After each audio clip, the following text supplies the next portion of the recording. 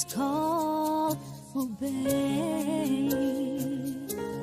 To serve our fatherland with love and strength and faith. The labor of our heroes past shall never be in vain. To serve with heart and mind, one nation bound in freedom, peace and unity.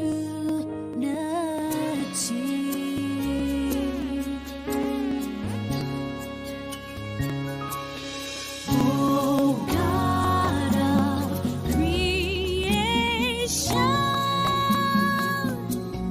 direct our noble cause and guide our leaders right. Help our youth the truth to know. In love and honesty to grow and live in just and truth. Where lofty heights attain to build a nation where peace and justice shall reign. Oh, shall reign.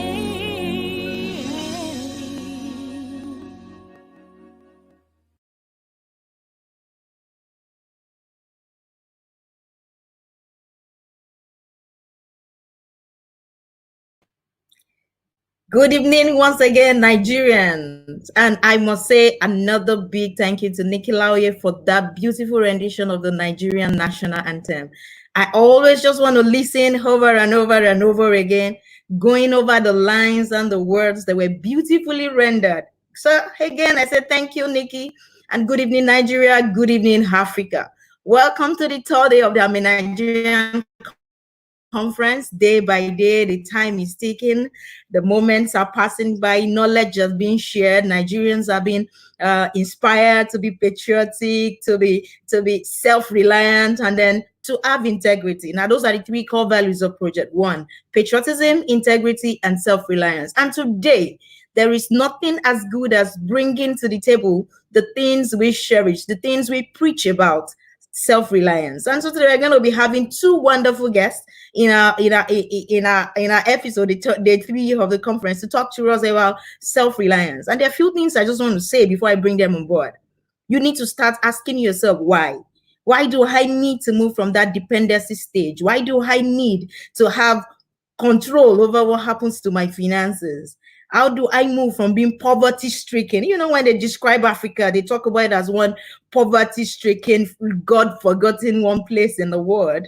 But then we people of Nigeria and Africa, we are more than enough. Like I said at the earlier days, we are more than enough to change our stories, to change the narrative. We have the natural resources, we have the human resources, and we have Nigerians joining us today in Nigeria, making self-reliance a reality. We also have Nigerians overseas. One of those things I always say is we are not against Nigerians leaving Nigeria, but wherever you have, be a brand ambassador of this country. And today we also have a Nigerian that is doing just this in Canada, joining us as well. So I'll be co-hosting with me today is Faith Jebai. Once again, Faith Jebai, you're welcome to the day 3 of the 2020 I'm a Nigerian conference, and I'm sure we're going to have a beautiful time together. Hello, baby, and good evening. Africa. It is such a pleasure to be here today on day 3 of the I Am a Nigerian conference. And come on, of all things we're discussing, it is self-reliance, independence. I mean, we gained our independence in 1960, and then over time, it has been a national independence. What about individual independence? We talk so much about national independence. You as an individual, as a Nigerian, how independent are you? And that's exactly what we're going to be discussing today in respect to self-reliance. And I cannot wait to delve into it, Phoebe. Thank you so much once again. I'll be taking a bit of the backstage while we bring Bola Adeshokpe all the way from Canada in Nigeria and teaching people how to manage their projects and emerge independent in their finances. You know, one of those things I say is you need to start with why. You need to start with why. Why do I need to move to this? That's Banker. I can see Banker already. Banker, you're welcome to the Thank you. 3 of So the Nigerian here. conference. Banker, I'm very proud of her. She's into fantastic things that promotes this nation. Banker, I'm happy to have you. Bola Desokpe, I've known Bola since when I was in Here, OAU. Ion. Fantastic Thank you so Nigerian. much And for I having me. recently in Canada. Yeah, so I'm going to take the backstage, but then I say today, I want you to ask yourself, you need to know why, you need to know how, and then you can ask yourself, what can I do? But first, you must know why you need to be free financially. Thank you so much. I'll see you all before the end of the event. All right. Thank you so very much, BB. Welcome again, Banker and Bola. It's such an honor and privilege to have both of you on our panel So good to discuss see this you. evening. You look really good. Thank you. Thank you so much. So, Good to you. just so you know, I will give a little profile in respect to Bola and Banker. Bola is a creative entrepreneur. He is intentional about transforming the everyday ordinary things into beautiful masterpieces. He currently resides in Canada and he is a proud Nigerian, flagging Nigeria in everything that he does. And it's such a pleasure to have him this evening. Banker is a World Bank scholar in entrepreneurial management with a degree in economics from University of Ibadan in Nigeria. Banker is deeply vested in continuous education and knowledge sharing with certifications from various institutions and organizations, including Facebook. She is the creative director of Olu Did It, a craft and specialized stationery brand she founded in 2013. Come on, Nigerians. I'm so proud of both of you. Welcome again to today's episode. So I'll start up with you, Banker. Tell us, what is your story being a woman doing business in Nigeria? Tell us about it. How's it? Oh, well, before I get into all of that's a major part we're about to get into. But before I get into all of that, I really appreciate Isayo and the team. Thank you, Faith. It's the easiest thing to do is to do the right thing when you're being watched and when everything is as should be. But then when you still choose to do the right thing, what you should do, when things don't look like it, that's resilience and that's applaudable. So thank you, Isayo. Thank you for the one. Thank you for putting this together. Thank you to the one in Nigerian team. Thank you, Faith, for insisting on doing this and blessing Thank you. all. Thank you. We'll remember Thank this in years to come. Right, so back to the question that you asked, how it's been being a businesswoman, being a woman in business in Nigeria. Well, first off, I mean, being a business person in Nigeria alone is tough. Not to not talk of being a woman in business in Nigeria. But then I haven't had any of those gory tales of that some women share about having to do business in maybe a men-dominated field. But then there are things that I have learned about doing business in Nigeria as a woman that there are lessons that I'll pass on to my children's children.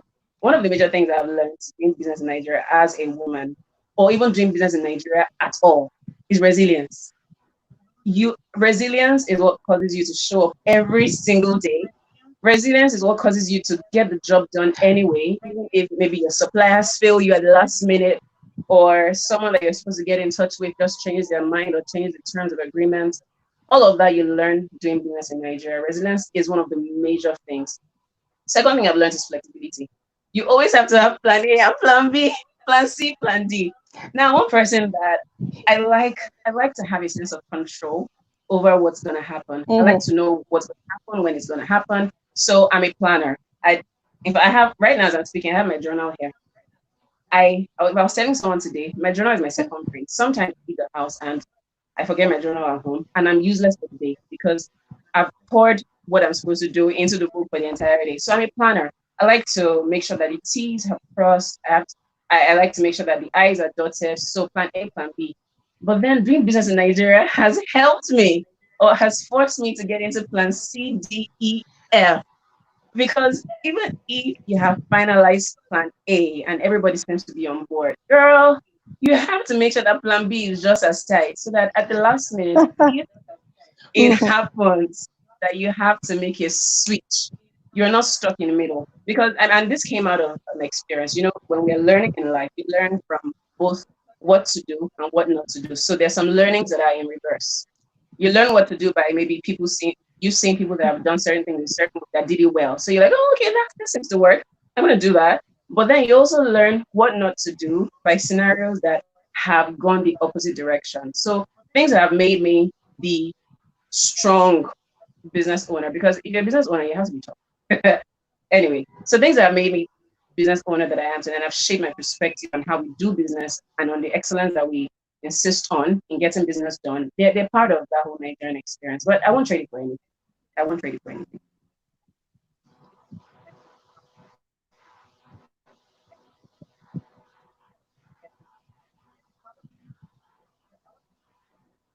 Over to you, Faye.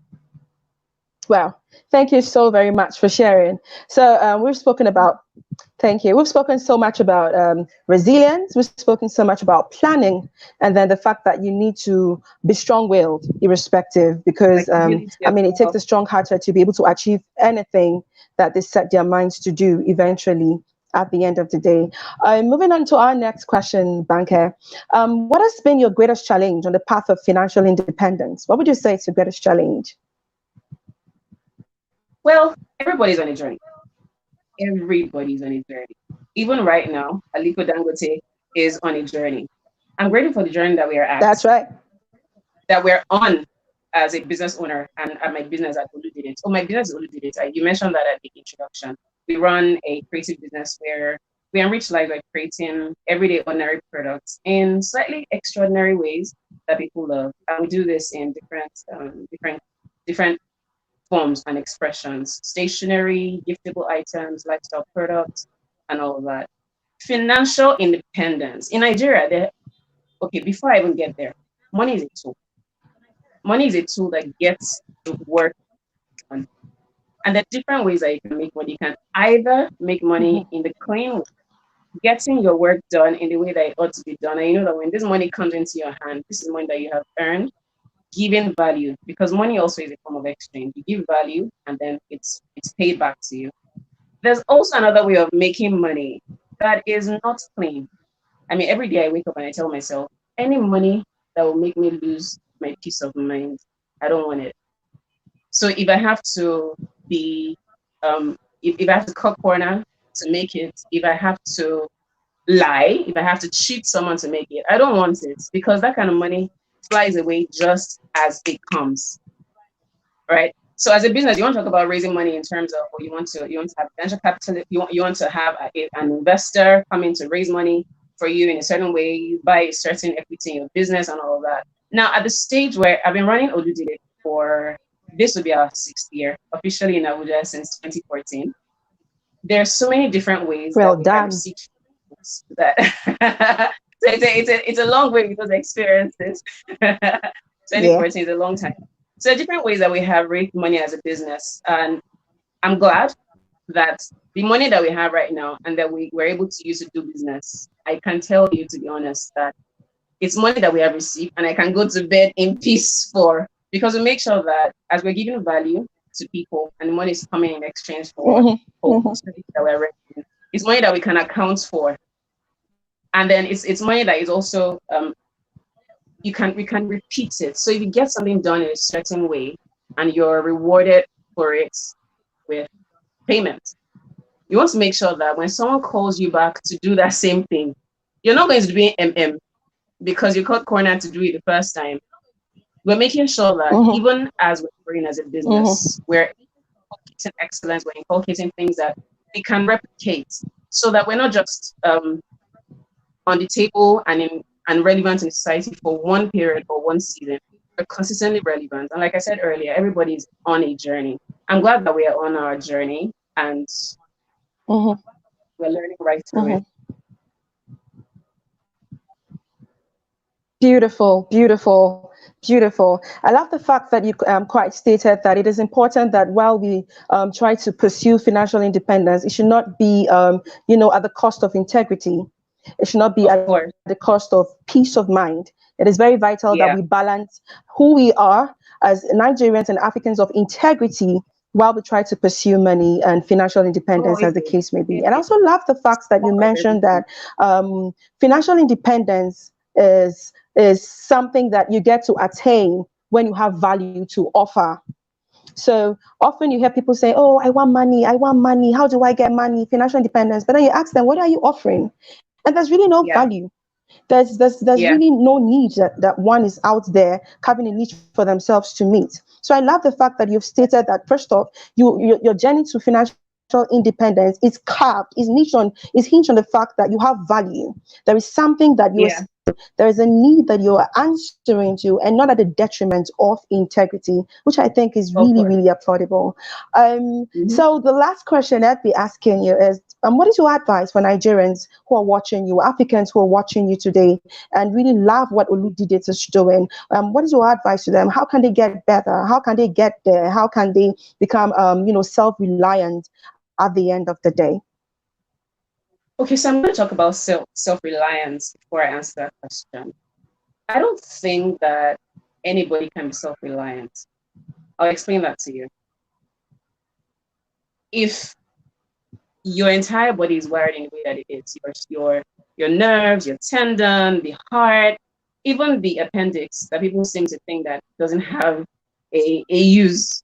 When someone gets appendicitis, I've actually seen someone die because, well, I didn't see it, but was by proxy. Someone actually died because of appendicitis. So the thing that we think that is so negligible, that is not useful in our body, if that stuff is inflamed and you can't get it out or get it surgically removed, it can kill. I said that to say that every part of the human body has its own specialized function, and everything is synced together beautifully. So imagine that the entire body went for a meeting, and the leg decided that, y'all, today I ain't gonna go for this meeting because you have been disrespecting me. What's gonna happen? The body can't move because the legs are the mechanisms to carry the entire body. Imagine that the said body goes for a meeting and the eye says, today, I'm going to sleep. The rest of the body, you can go for that meeting. I'm not going to go. What I'm trying to say really is that same way that the body is so intertwined and God perfectly made everything to so align, is the same way that as human beings, we are, as a matter of fact, dependent on each other for growth, for our existence, really. If God didn't want us to depend on someone else or to coexist, we might as well be the only ones in our own isolated system, cooking our own food, rearing our own animals, cooking them. I didn't want to be in that kind of world. Also, besides codependence on human beings, there's another level of reliance that can only come from God. I'm a person of faith, so there's no time that I have the opportunity to speak that I once referred to my core, which is Christianity. When God asked Noah to build the ark,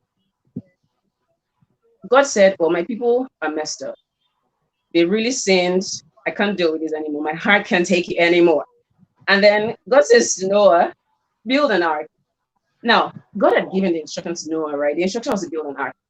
If Noah decided that God has given me this instruction, I'm just going to go and build an ark. I'm a fine artist. I can use SketchUp I did fine arts in primary school. I can sketch an arc. I can build, collaborate with my co-carpenters and build something. Noah will build an ark that will eventually kill him and kill the entire population because it's because Noah obeyed and did what God asked him to do that we're even here right now. But then that partnership, that reliance on God, that well, God is giving me this instruction. So I'm also going to key to God himself to direct me on how to make it. So God eventually gave him directions for how to build an ark, 300 by 50 by 30 cubits, if I didn't mess up those dimensions. And then the inside, match different to specificity, exactly how it should be done. That is the kind of reliance that gets the job done. That the voice in your ear, the person that brought you here, your maker who knows how you're supposed to function, knows how you're supposed to operate, gives you a direction on how you should live that life he has given you here. You ought to listen to that and follow, because it's the only way that you won't go into extinction before your time. I mean, people die before their time. And I'm so not ready to go anywhere. So to answer your question about what I want to leave for Nigerians to hold on to, I'm still going to refer to that story of Noah. When God asked Noah to build the ark, I did a little research and I found out that this was about 120 years before the floods eventually came. So Noah went on building an ark that he had only visually seen in his mind from his interaction with God on how to build. There had never been rain. There had never been, I mean, I'm sure it was so ridiculous being Noah at that time because people would scorn him to death. People would just see him building and laugh at him until they probably pass out because what he was doing didn't make sense. But then God that told him to get that ark done 120 years before he did what he intended to do had a purpose in mind. So right now we're in the, I mean, people people say we're in the microwave generation where we want things done fast. If it's not going to produce results right now, I don't want it. That's the kind of generation that we're in. But then there are things that take process. There are things that take time to build. There are things that take time to manifest. So even while Noah was showing up every day, putting one piece of wood here, putting one paint here, putting one nail here, doing that every day for about 120 years, according to Bible history. At the end of the day, that obedience showed, the reason for his obedience showed, because when the floods came, the ark floated. So there are things that we know to do right now. There are ideas that we receive, and there are two types of ideas that are relevant for the now, and ideas that come before their time, that you have to have the resilience to stay in, brood on it, like a chicken will brood on egg, sit on it, warm it up, let it grow until it can hatch by itself. Never be in a hurry to jump from one idea to the other. I mean, I know that I'm saying a lot of things. I actually have a lot of things to say. Doing business for this period of time since 2014 that I have done it, it's not because it always has been rosy, or that, I mean, there are times I just wake up and I'm like, what really is this? Because there are faster ways to get things done. And that's, to be honest, there are always faster ways to get things done. But then I have the long term in mind. I see where we're going. Where we are right now, we may, yes, be enjoying some level of success, but where we're going is still so much farther. And I see that the only way to get there is if I continue going. It's like going from Lagos. You want to go from Lagos to Mina, for instance, and you get to, I don't even know road. Wherever it is, you get to in the middle of the road. And you're like, this is Mina. It's like, I'm not getting there again. You go back to Lagos. What will happen? You will never get to Mina. Only those that continue on the journey stay till the end. So there are things that God will ask you to do right now. The ideas that come to you that you're working at. And to be honest, you're giving it your all. And it may not be looking like it ought to, but then stay with it. Be like Noah. Be resilient. Every day, keep showing up. Every day, keep building. And soon enough, when the flood does come, guess whose ark is going to be standing? Yours. Mm-hmm. That's what right. I have to say. Oh, thank you so very, very much. So as Africans, as Nigerians, we need to be process-minded. Yeah.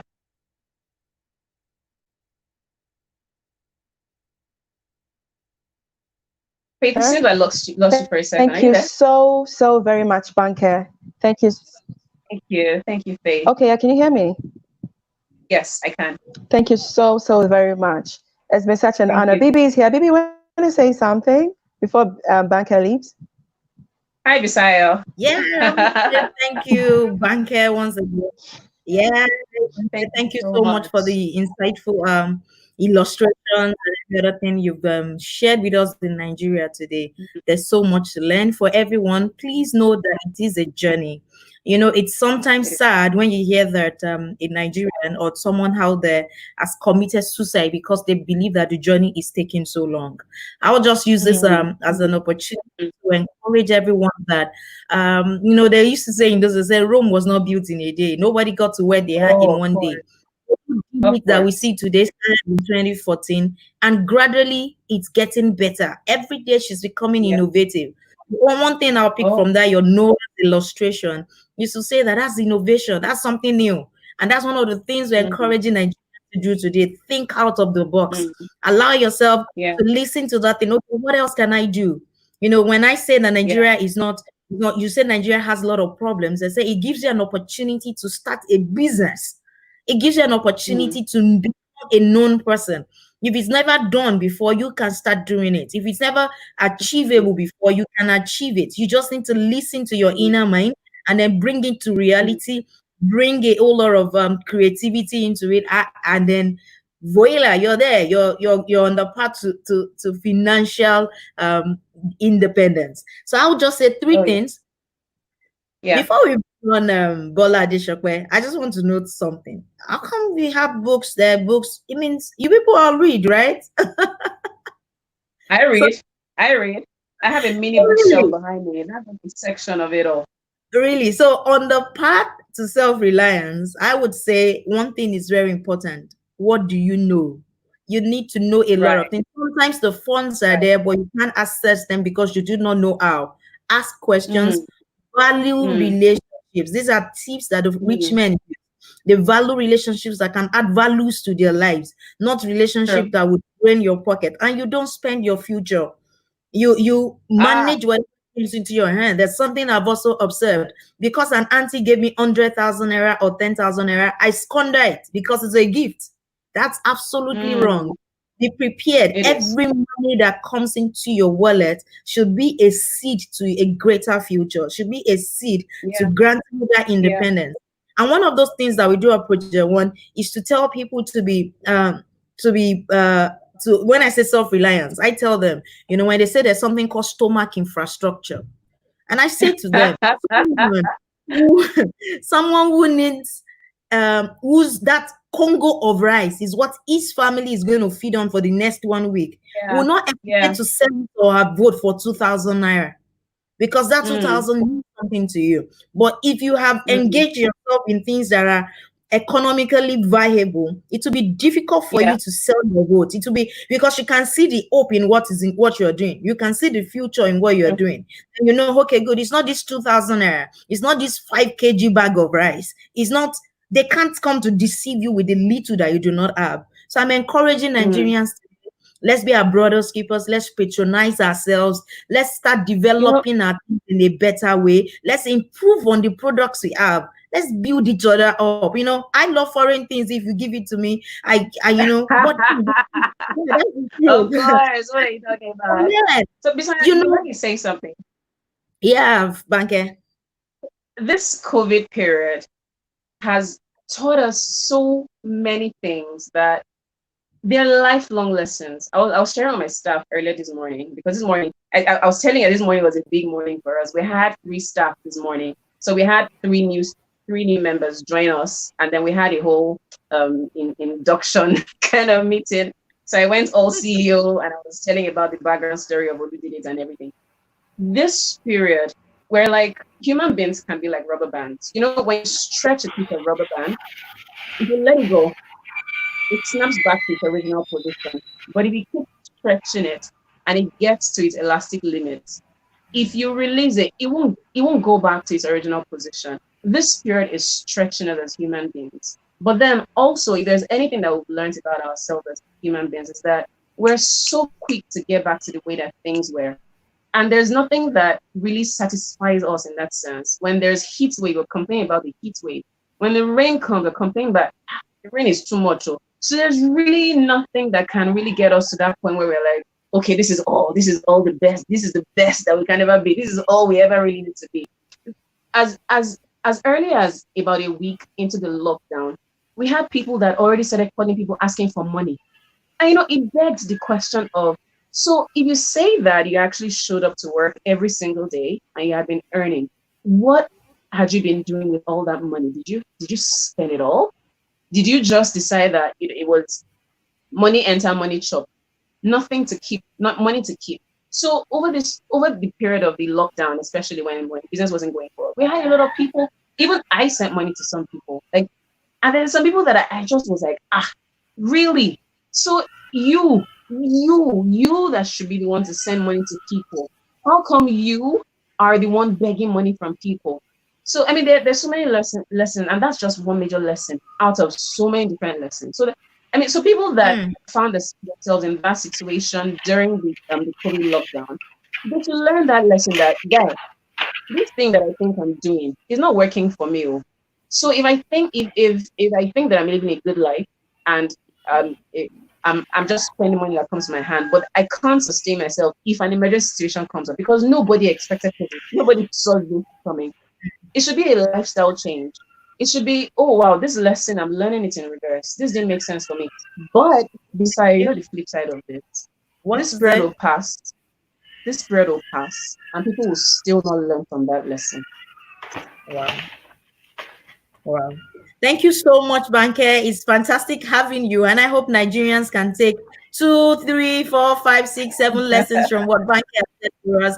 We need to move away from the spending culture and learn to save, no matter how small. One man was preaching recently. He had said that it can never be enough.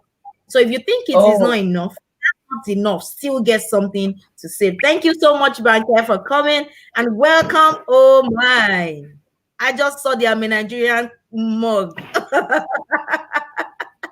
Hi, Adeshokwe. Hello. How today?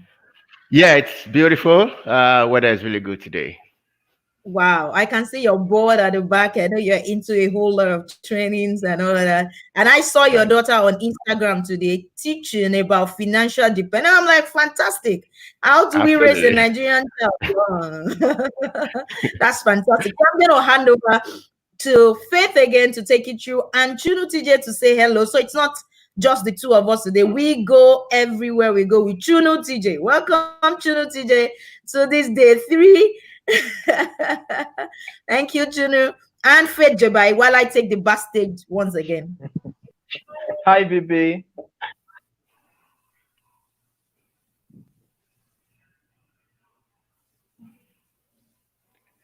I don't think good we can hear evening. you. Okay. Can you hear me? Yep.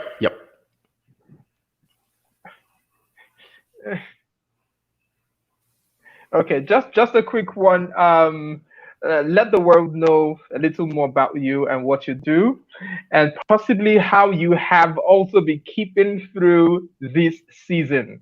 A lot of people feel locked down and locked out, but I know you have not been locked out of the opportunities out there.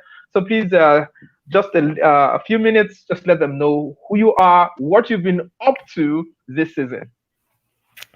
First of all, I want to say I'm super excited to be here, and I tell you why. One, I was telling someone the other time that this course is very important, but not very popular. Not many people want to promote the Nigerian brand. Not many people want to associate with being Nigerian or the Nigeria entity. I live here where I meet few Nigerians, and when you talk to them, you see that they don't even want to be recognized as a Nigerian, or they don't even want to associate with Nigerians. I see someone whose name is Joel Akonde, and I'm like, hey, bro, what's going on, man? My brother, I'm like, sorry, guy, you Akonde? You know what I mean? So I'm really excited to be here to support this cause and this project.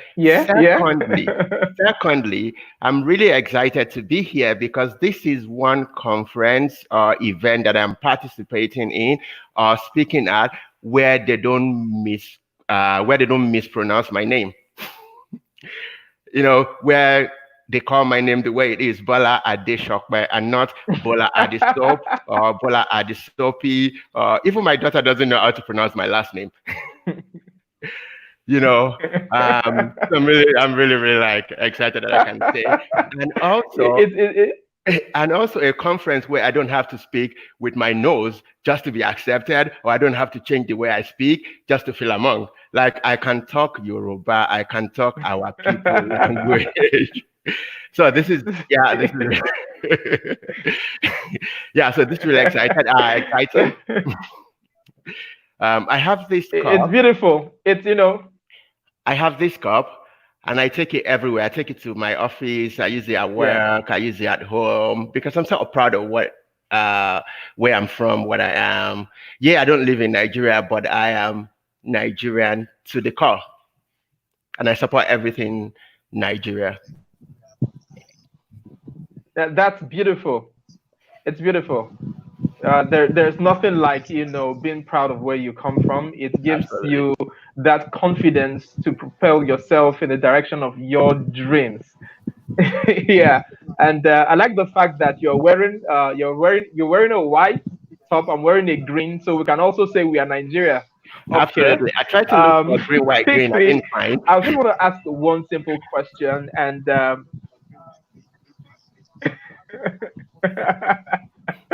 okay, I would like to ask you basically, what are the ways? How can people become self-reliant in your own thought?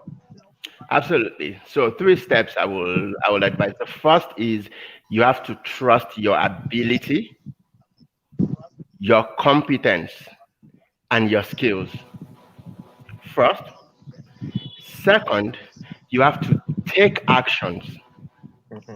First, know that yes, I am gifted. Yes, I am talented. Yes, I can achieve anything that I want to achieve without over dependence or reliance on external factors or parties or actors.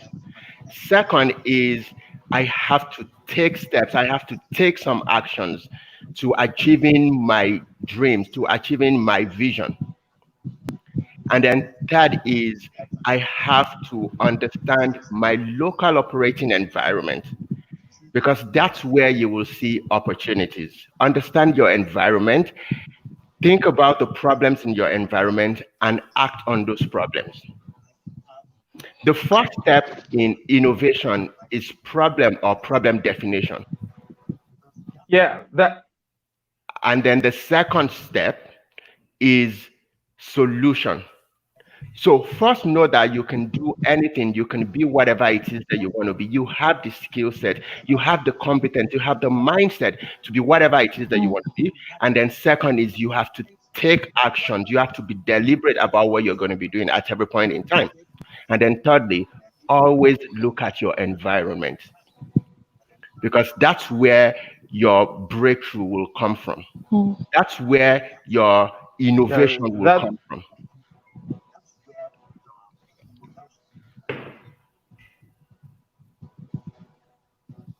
Very true. Thank you very much. Very true.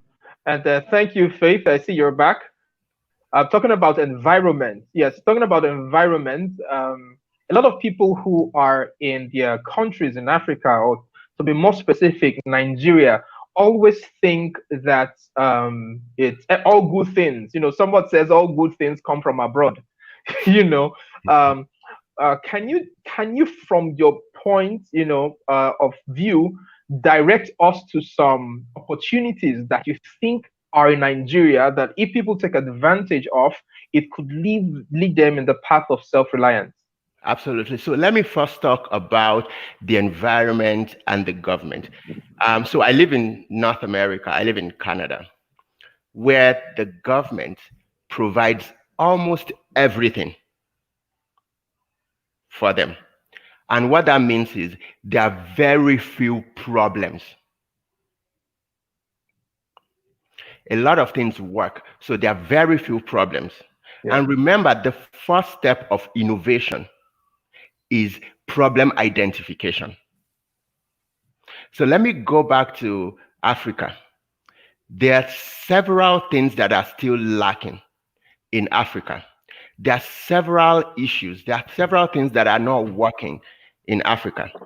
And that's where you can get a lot of, whenever there is a problem, it means that there is a need for a solution. So where there are a lot of problems, provides opportunity for people that can think outside of the box.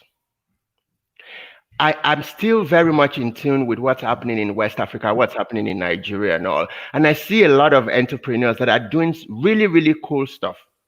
And when I see some of the things that they are doing, I'm like, wow, these are really cool. When you come here, those things probably won't sell because the government provides all of those things for them anyways. Take, for example, electricity or power supply. It's close to 100 here. In Nigeria, it's probably maybe 50 to be optimistic in terms of supply. So what that means is there are several people that are waiting to pay for some solutions that will improve the supply from 50% to 70%. Something as simple as solar-powered electricity. I have a friend of mine who runs Steam app. And one of the things they do is to help banks and merchants to collect payment. Here, the government has all of those things available. I tell some of my guys in Nigeria that the fact that there are a lot of problems in Nigeria should give you opportunity to develop solutions. Whenever there's no problem, there's really no solution. And whenever there is no solution, there are no opportunities. So the fact that we have a lot of problems means that there are a lot of opportunities. And that's why my third step is look at your local environment. Look at the happenings in that environment. Identify the direction that the market is going in your environment. Look at the actors and factors that play in that environment. And that's where your innovation will come from. That's where your solution will come from. As against depending on the government or depending on other things that you don't have control over. And another thing that I'm going to mention is because the government, hopefully you edit this out of life, because the government provides a lot of things for guys in North America, if anything happens to those provisions, because they have been overly reliant on the government, because they have been overly reliant on external actors, whenever there is a pause or there is a cut in the supply of those things, a lot of them go bonkers. That's why you see a lot of people say, well, because light was cut for like 5 minutes, a lot of people, I don't want to use the word, a lot of people commit suicide and all of those things. Think about the kind of things people are protesting for here. And think about our country. The guys that are making it big, the entrepreneurs that are making it big in Nigeria, the guys that we celebrate in Nigeria right now, are the guys that have taken actions. The guys that have identified the several problems that we have in the country. The guys that believe that they can achieve anything. Are you losing me? So, Bola, if I shall interrupt you there. Right. Yeah, if I'm going to interrupt you there, yeah, and I can hear you. I just said if I should interrupt you there, there's something you have said that it's very interesting and clear, that there are a lot of problems, and that shows that there are a lot of opportunities here. I wish there's a way we could start naming all those problems so that people can think through again.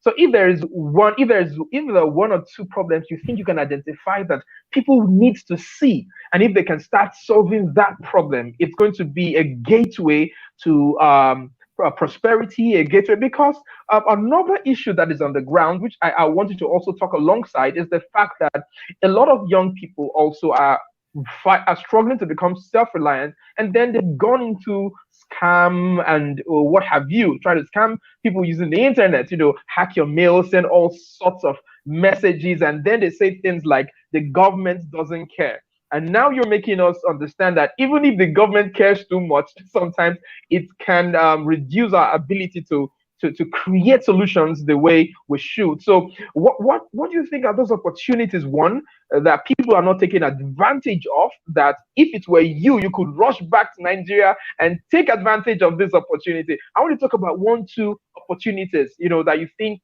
people are not seeing, that they should start looking at and start thinking through so they could create solutions. Absolutely. Before I go into that, I'm going to use my friends. I'm going to use my friend as an example here. She runs a bakery here.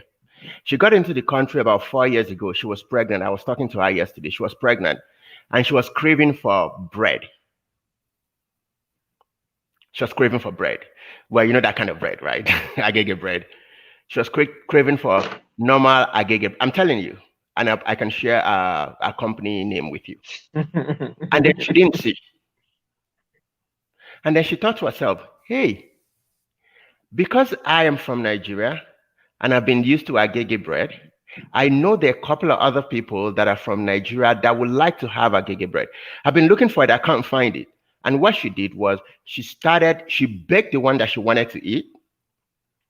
And then a friend of hers came to her house and she said, oh, where did you get this? Well, I kind of baked it. Oh, can I have a taste? And then she tasted. And she's like, you know what?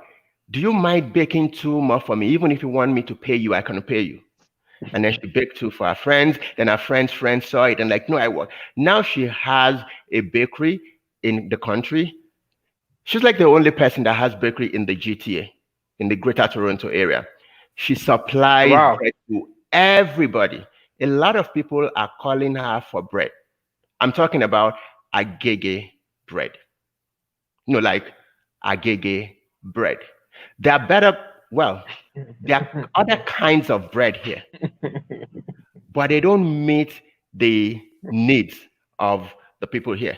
And the agege bread are not being consumed by just Nigerians alone. Nigerians, Ghanaians, Jamaicans, people from the Caribbean and all of that. She employs people. She came to my house yesterday. She brought some bread for me. And she brought 3 breads. And guess what? My friend came to my house. Taking agege global. Absolutely. Absolutely. I got into the country about 2 years ago. I saw that a lot of people have needs for project management, business analysis, education. I started a company to train business analysis and project management. So let's go back to Nigeria. One big issue that everybody can understand and relate with is power. Yeah. There are few organizations that have taken that problem and have blown it up. I know Akon, the American singer, was returning to Africa about 2-3 years ago, empowering people to build solar panels that will supply electricity. The guys who make generators identified that need for constant supply of electricity. And then they thought of something.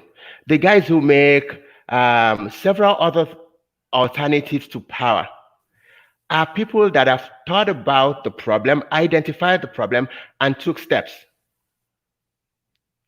Now, what happens is the problem that we have in Lagos State might not be the same problem that we have in Ogun State. The problem that we have in Abeokuta might not be the same problem that we have in, say, Sango, for example. So look at your environment. Identify what people need and they can't really get. And that's what will spark innovation.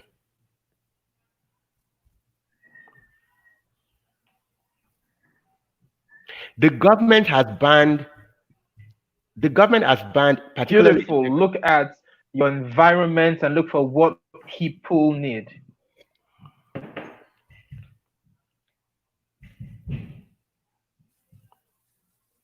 No, go ahead. I was just repeating what you said. Go ahead. Absolutely. I thought you were done. No. The fact that people can't get a particular thing and they need it means that they're going to pay for it if they have it available. The government banned the use of motorcycle Okada in some parts of Lagos.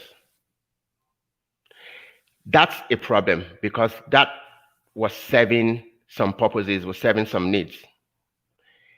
Some very great guys can think of an alternative to that and create a simple solution that can address that problem. The first step is try to look within your environment. If the government doesn't provide some things for you, that's an opportunity for you to make a lot of money. That's an opportunity for you to create a solution to that problem. If things are not working well, that's an opportunity for you. Nobody needs what's already provided. Why do you think that Americans, Chinese, Italians, Canadians are going back to Nigeria to create companies? That's because there are a lot of opportunities in Nigeria.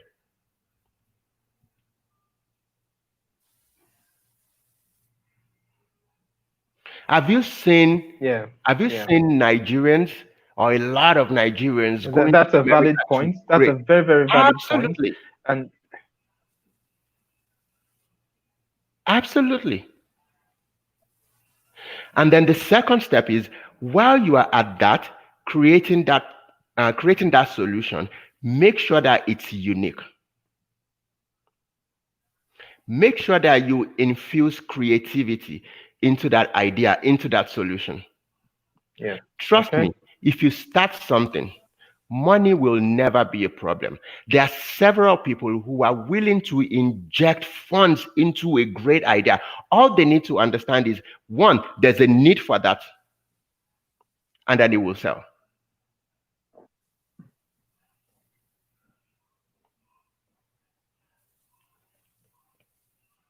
I was just going to ask you about funding, and you just got there, because it's one thing to identify the problems, which are now the opportunities to see. It's another thing to start running. But I think you just partially answered it by saying you just need to start. And Absolutely. Sometimes people think that the greatest asset you should have is money. But I think one of the greatest assets I have is relationships. There are people just like the lady you talked about, who baked for herself. She did not need to bake for everybody. She baked for herself and then baked for a friend, who now told a friend, and now she has a bakery.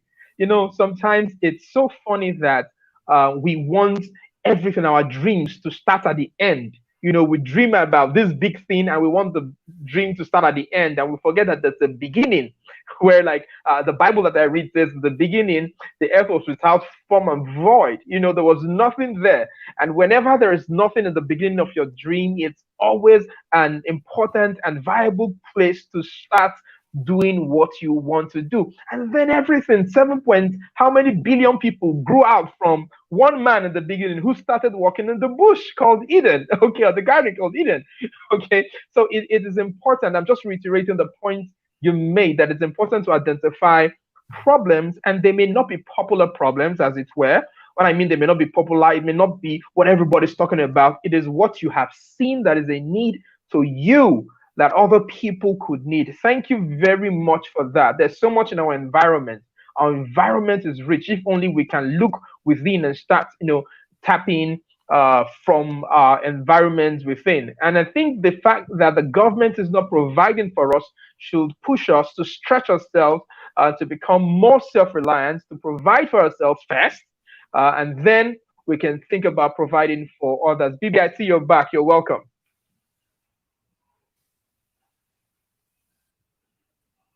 Thank you. Hello, Bibi. It's been a fantastic time. Yes, can you hear me? It's been a fantastic time having Juno and Bola take us through self-reliance. Yes. And I love that story you shared. Yes, I can hear you. It's something that you must identify problems in your society, starting sometimes even with yourself. What do you need? What would you pay for? And then it looks so far-fetched, but developing a business idea, sometimes you might not need that total grant you're looking for. Back then when we were in school, you would hear the chef for sure, You hear those people, and then today you now have dry cleaners coming to the homes to pick the clothes of people who they want to wash for or launder for.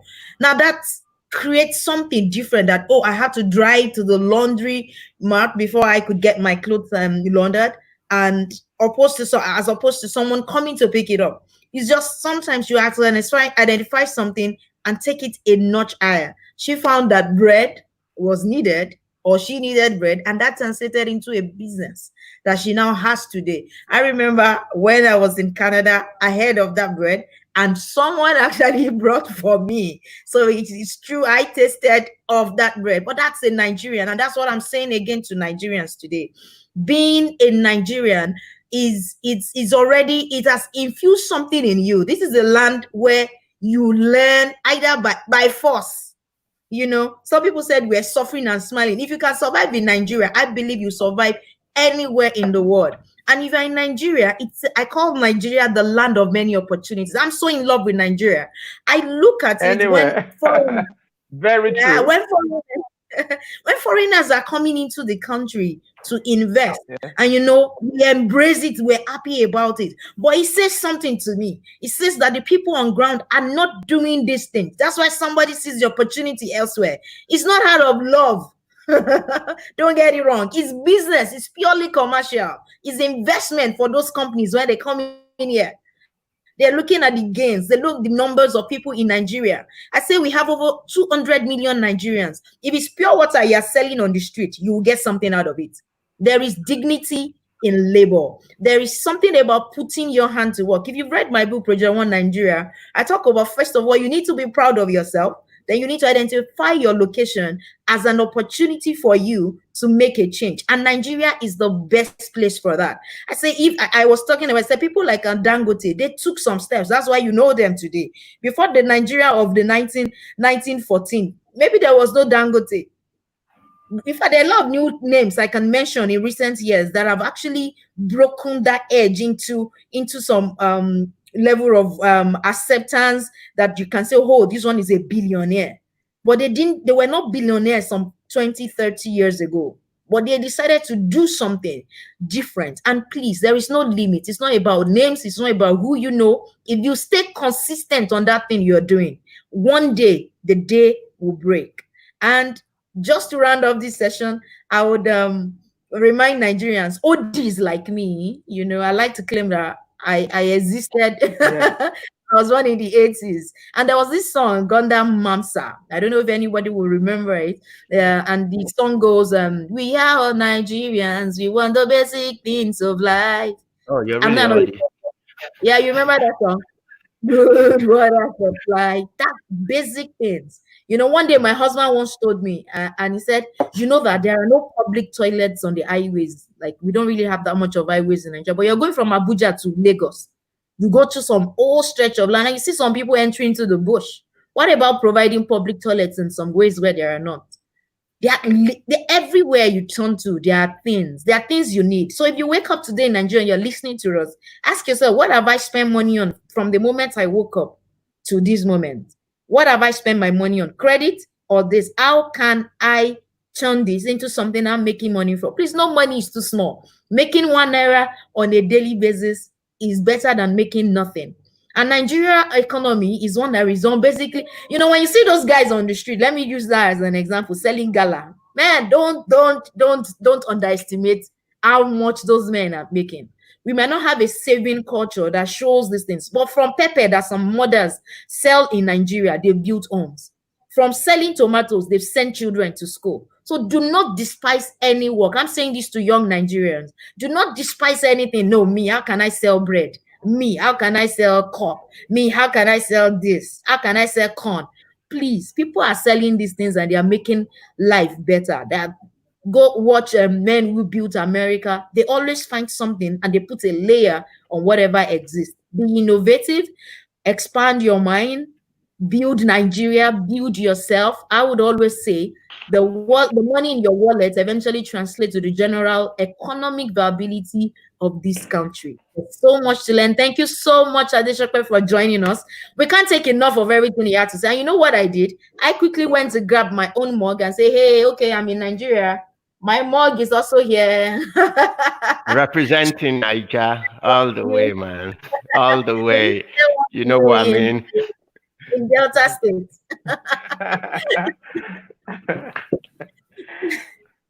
Okay. I'm going to get my mug.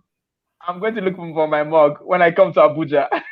No problem. We will even make a attempt to send it down across you. So thank you all Nigerians for being a part of today and tomorrow. I am excited and happy, and I can't say too much about what tomorrow is going to be like. But before I go on to tomorrow, Bola, do you have any last word for Nigerians before we end today's episode? Yes, one last word, and it will be, where do you want to be? Do you want to be one of the few people that will change your environment, change the world? Or do you want to be changed by your environment, or you want to be changed by the world? The people who are self-reliant, the people who look at opportunities and take steps, are the people who change the world. The people who over-depend on their environment and other actors that they don't have control over eventually gets changed by the world. Choose where you want to be. Take steps. Change the world. You can change the world. Please, Nigerians, let us change our world. Let us change our days. And tomorrow, like I said, is the fourth day of the Nigerian conference. If you know me, you know I am extremely passionate about children. And the reason is this: these are the most vulnerable sector of Nigeria.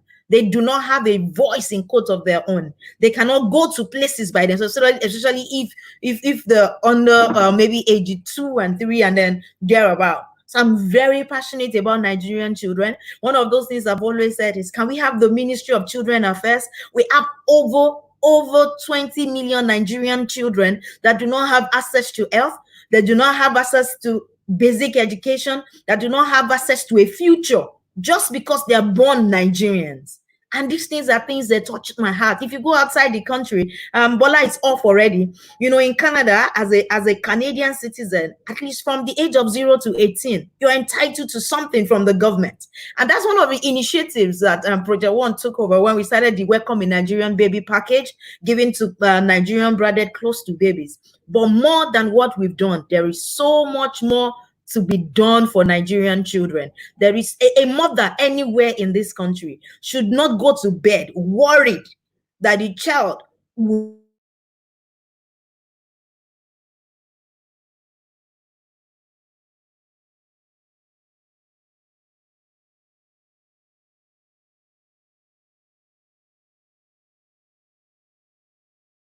not Nigerian child, and you need to make it a date with us. I'm going to be sorry for that breaking transmission. I'm going to be bringing up tomorrow a lady that once contested for the presidency of this country. She's Eunice Atuja, and I believe I want to hear her view. What is her view about Nigerian? What's the future for the Nigerian child? She's going to be here tomorrow, and I must say she's also a mother of 5. So something to look forward to. And my heart goes out to all Nigerian children today. I wish you happy Children's Day as we celebrate all of you.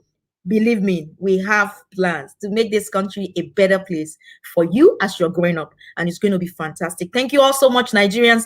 Have a lovely evening. Thank you, everybody. Chunu, Fejabai, Bola. Thank you so much. I am grateful and happy to have you. Bye.